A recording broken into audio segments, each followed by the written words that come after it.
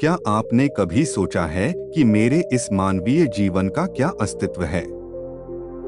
मेरे लिए इस मानव जीवन, जो कि ईश्वर की अनमोल देन है, उसकी क्या महत्वता है?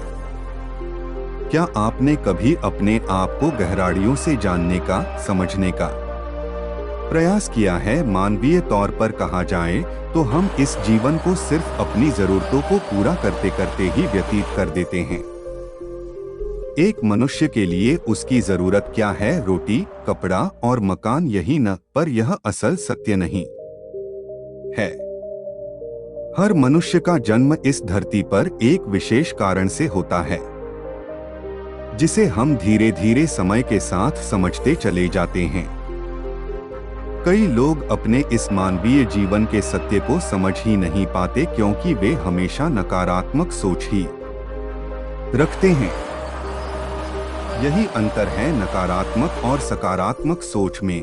जहां नकारात्मक सोच हमारे लिए समस्याएं पैदा करती है, वही सकारात्मक सोच हमारे लिए नए अवसर लाती है। आइए हम जीवन के इस सत्य को एक कहानी द्वारा समझने की कोशिश करते हैं।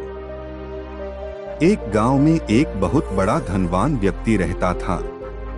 लोग उसे सेठ धनीराम कहते थे।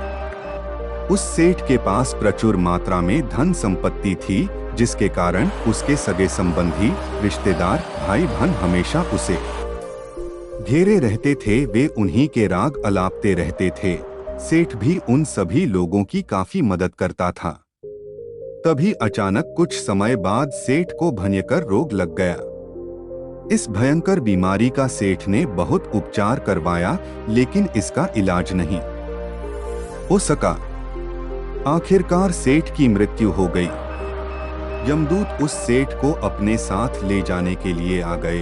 जैसे ही यमदूत सेठ को ले जाने लगे, तभी सेठ थोड़ी दूर जाकर यमदूतों से प्रार्थना करने लगे कि मुझे थोड़ा सा समय दे दो, मैं लौटकर तुरंत आता हूँ। दूतों ने उसे अनुमति दे दी। सेठ लौटकर आया, चारों ओर नजरें घुमाईं और वापस यमदूतों के पास आकर बोला, शीघ्र चलिए। यमदूत उसे इस प्रकार अपने साथ चलने के लिए तैयार देखकर चकित रह गए और सेठ से इसका कारण पूछा।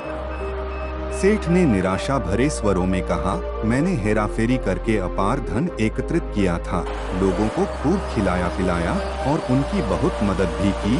सोचा था कि वो मेरा साथ कभी नहीं छोड़ेंगे।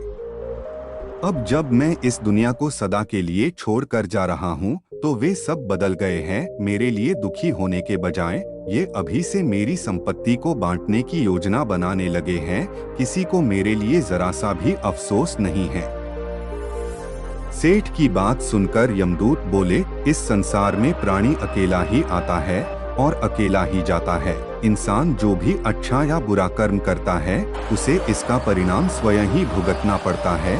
हर प्राणी इस सत्य को समझता तो है, पर देर से।